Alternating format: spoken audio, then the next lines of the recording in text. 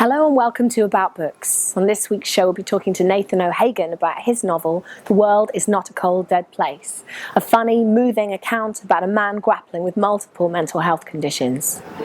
Later in the show we visit the Reader Org, which is based at Calderstones Park. The Reader is an award-winning charitable social enterprise working to connect people with great literature through shared reading. Their aim is to bring books to life in cultured and relaxed environments, with the vital emphasis on connecting people with literature and recognising and valuing personal feeling. But first tonight, Nathan O'Hagan. I'm here with Nathan O'Hagan, who's here to tell us a little bit more about his novel, The World is Not a Cold Dead Place, which was published with Armley Press in 2015. Hi Nathan, welcome. Thank you. Would you like to start by telling the people at home a little bit about what the book's about? Yeah, essentially it's about a character called Gary Lennon, who's a man in his late 20s. He's been off work for many years with a variety of mental health problems, primarily OCD, social anxiety disorder and depression. He's got a very tight and ordered little world that he's constructed around himself. He's cut himself off from society almost completely, but through events beyond his control he's forced to go back into the wider world. He's forced to come off benefits and take a job in a local call centre, and that provides a sort of catalyst for change in his life, and it's all about how he copes with that, or tries to cope with that. And how he embraces some of it actually, although some of it's pretty dark as well, isn't it? Eventually, yeah, he finds a way to find some odd sort of level with the wider world, but it's a very difficult transition, one that he certainly wouldn't have chosen. You started this 10 years ago, didn't you?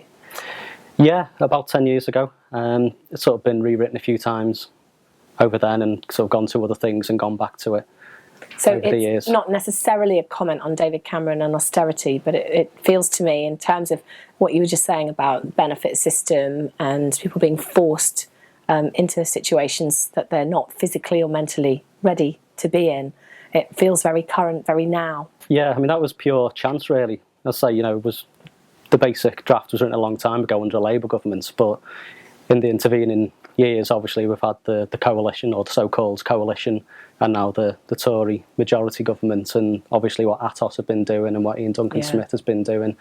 It's very relevant to what Gary is going through. In the time it came out last year, it was particularly in the news, and obviously, there's been stories of suicides and things with people who've been forced into work when they're not ready for it, and not ready for it, or not able to do it. So did you write the book deliberately as a social commentary as well as one man's individual journey?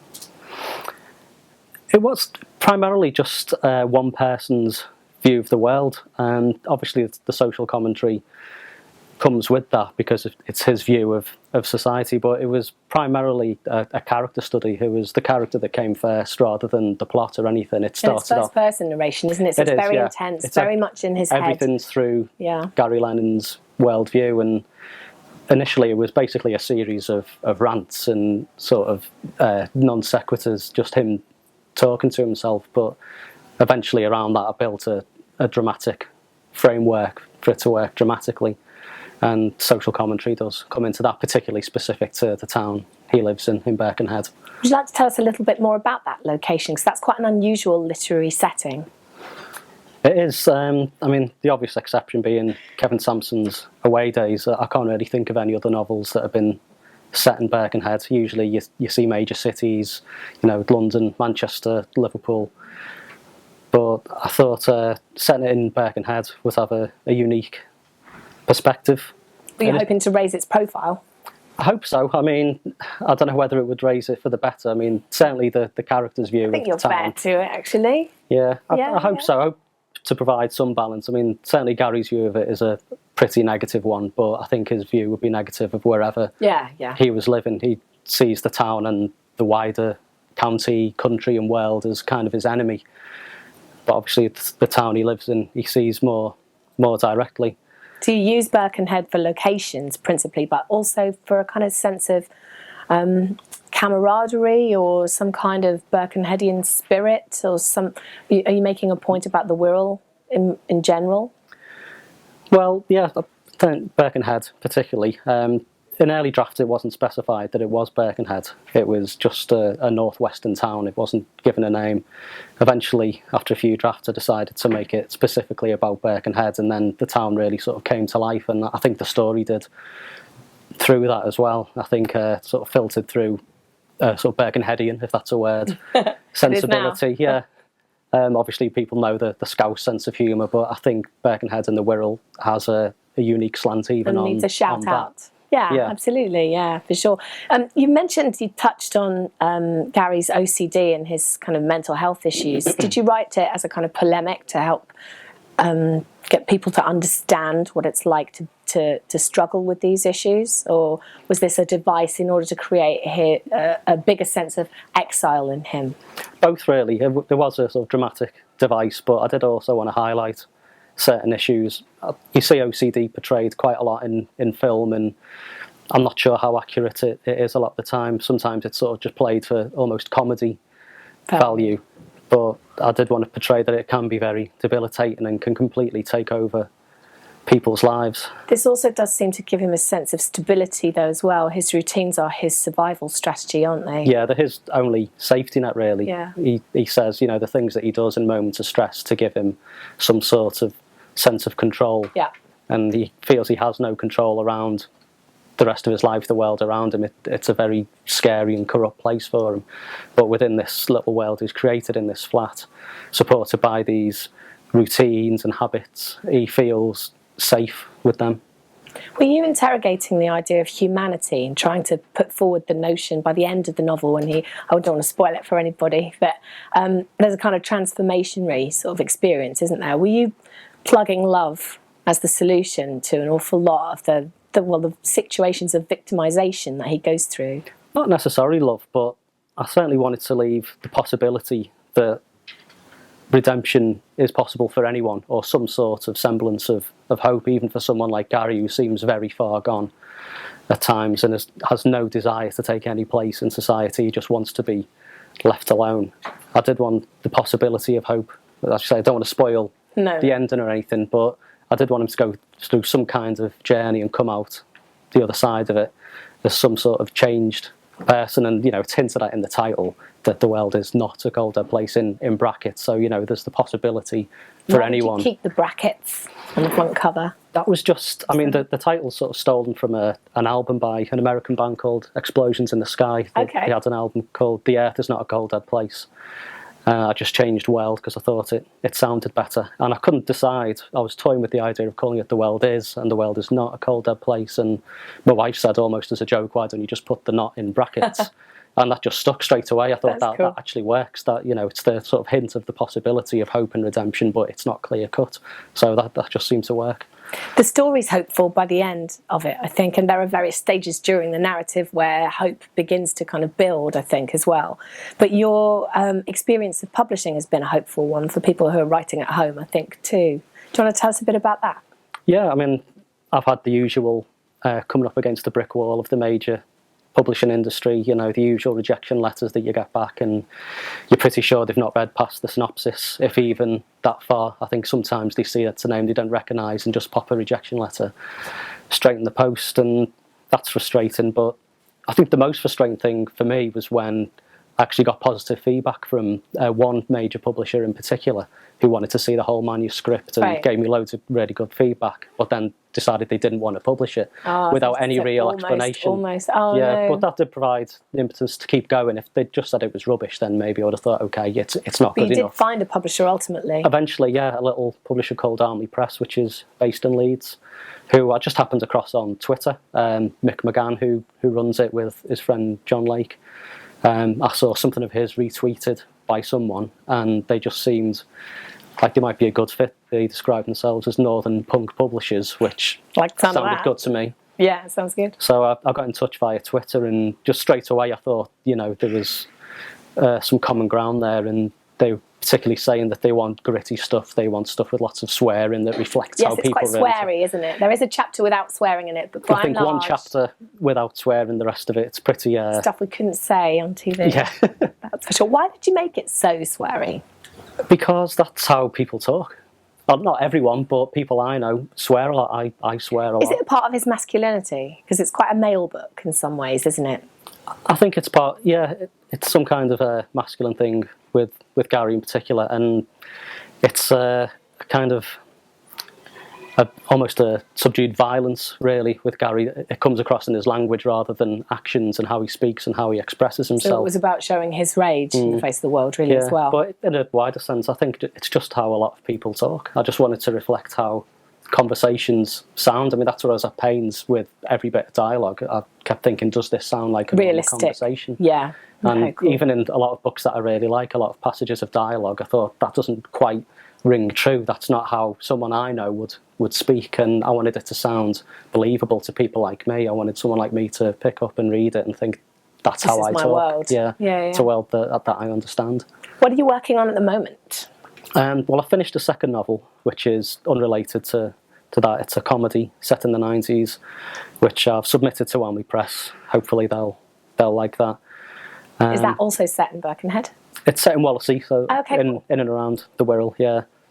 And there's a third novel that I'm working on. I'm sort of halfway through first draft of a crime novel, vaguely speaking. And then once that's finished, I hope to do a sequel to The World's Not a Cold Dead Place. Oh, that would be fantastic. Yeah, see how Gary's adjusted to life, 3 or 4 years down the line. Okay, cool. Well, thank you so much for coming in to talk to us today, Thank you Nathan. very much. So that's Nathan O'Hagan, The World is Not a Cold Dead Place.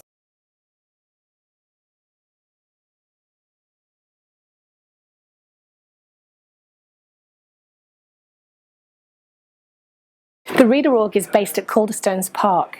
Its aim is to connect people with great literature. The Reader brings people together in weekly groups to listen to poems and stories read aloud. Thoughts and experiences are shared, and personal and social connections are made. The Calderstones themselves are a unique prehistoric monument. They're in need of conservation. Weather, temperature and time have badly damaged them, and urgent work is needed to secure them and preserve them for the future. Richard MacDonald tells us more. The Reader is a charitable social enterprise which was established in Liverpool and works to promote shared reading amongst people right across the country. We work in schools, hospitals, prisons, mental health facilities, community libraries, workplaces. We believe that our shared reading model, where people gather once, maybe twice a week, to read poetry and prose aloud, share their experiences together, we believe that this is a very valuable tool for encouraging people to live fuller, happier lives. Shared reading is not just about the enjoyment of literature, it's about the engagement of people together, bringing people who may not necessarily have things in common in their everyday lives together through the commonality of their shared emotions and the shared feelings, and these are prompted by the words they read. And here in Calderstones Mansion House, we want to establish an international centre for reading and well-being, a sort of ideal community where that can happen. The house itself is a old mansion belonging to a wealthy Liverpool industrialist. It's been owned by Liverpool City Council since about 1902, and up until 2012, 2013 it was still used as council offices. Since then we've taken it and we've begun the transformation into a place where people from all over the community can come to join in this reading revolution and join in shared reading. Will the Reader helps people with their education, with being literate, with understanding what other people are saying? And when you come to the group, everyone, the facilitator reads, we take turns of reading if you want to, and if the book's very hard, or that brings it more easier, because people are discussing different things in the book and they're making it free to themselves to enjoy it. And there's facilities, there's tea, and there's cakes and there's biscuits as well, and that, so we just work within the time frame of that. So there's short stories, there's poetry. So if we're having a short story, we have poetry after, and that helps for people. So people are getting the mixture of both, of which they like with the reading, and it helps. I mean, I was very good at spelling at school, but that helps with the spelling, and that the more you read, the more you pick up the spelling, the more you understand things, and it makes it easier all round on that. The Reader doesn't just run reading groups. We also publish books. The Reader magazine, which is actually how the organisation started. We still publish it. It has subscribers who like reading the latest written words, poetry, prose, articles. Probably some of our most successful publications have been the A Little Aloud series of books. A Little Aloud and A Little Aloud for Children, which are collections of short stories and poems designed to be shared and read together. Brilliant for just popping into, for a quick 20 minutes, half an hour reading session. Brilliant. The trilogy is now complete, because coming out soon we've got A Little Aloud with Love, just in time for Valentine's Day. Collection of some of the best love poetry and prose around. Again, designed to be shared and read together. So keep an eye out for that.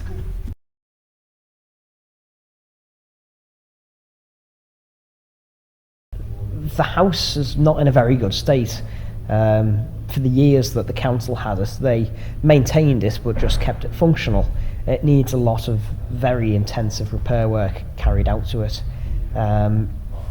Big jobs like the roof, for instance. I call this the big white sieve in the park, really, because it lets that much water in. Drainage is another big issue. And so in order to help facilitate turning this building into our centre for reading, we applied to the Heritage Lottery Fund, and we received nearly £2 million from them. This has been match funded by other organisations, and we can begin work on turning this place around and making it something that's a real asset to the park, something that can bring investment, opportunities, chances and jobs, things like that. Something that can really bind the park together and make this a place that will attract people from not just all over Liverpool, but all over Britain and all over the world as well. Everyone will find it, I think, a lot better, and the way it's done, the way the waiting room where you come into the reception, and that will be enlarged, and the access to the building, and the facilities provided within the building, and the big cafe will be in here, or the we won't call it a cafe. The small cafe will still be here, but the bistro, if we may call it that, will be involved here. So people who will be maybe just finished the reading would like to go to that to enjoy a meal or something like that as well. So that will all comprehend, and also for getting people that don't normally come to the groups, to get them in and see what goes on as well. Our plans for the future of the house is to bring it back into a community hub, really. We have many rooms in the house, some of them fairly small, but most of them good size. We want to convert many of them to reading rooms.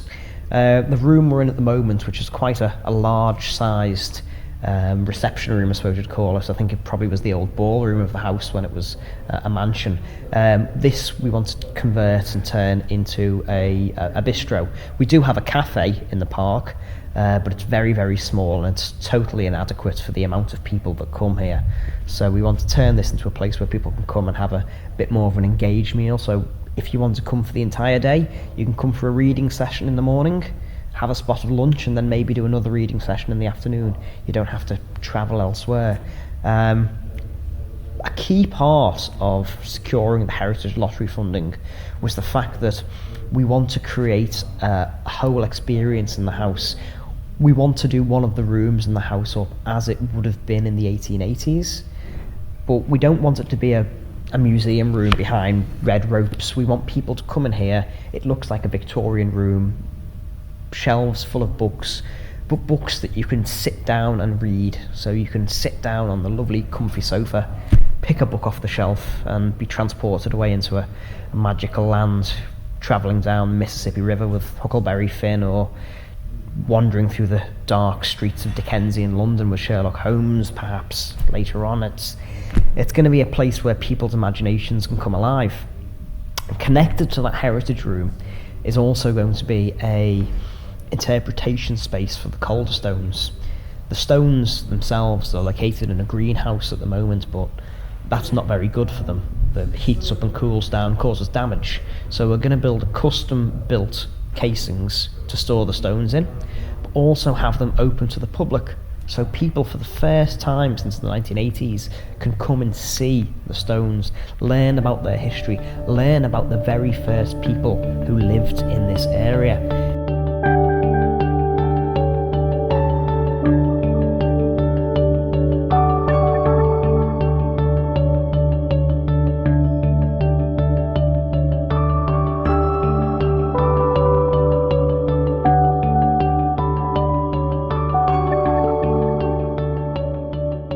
We don't see what we're doing here as something totally new for the park.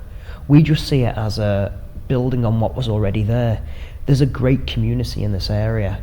This house previously had been used as wedding venues, and you could hire it out. We had many people, older couples, coming to us saying that they remember having a wedding reception here in the 1950s and 1960s. At the back of the house there's a 1940s Art Deco open-air theatre that we'd like to restore. We get many people coming to us saying, I remember being on that stage as a kid, giving a little turn, from people seeing plays there. We want to bring that life back into the building, and not just improve this building, but improve the entire park. And we want to give the people of Liverpool and the people around now, the idea, the feeling that they are not just part of an isolated group of people, but actually they are here making meaning for themselves in a place where humans have actually been making meaning for thousands of years. The Calderstones are a testament to that. There have been people in this area calling this area their home, enjoying this space. They are just part of a story of humanity stretching back, well, as old as language, as old as reading, as old as we are. That's all for tonight on About Books. Thanks for joining us. We hope to see you again soon.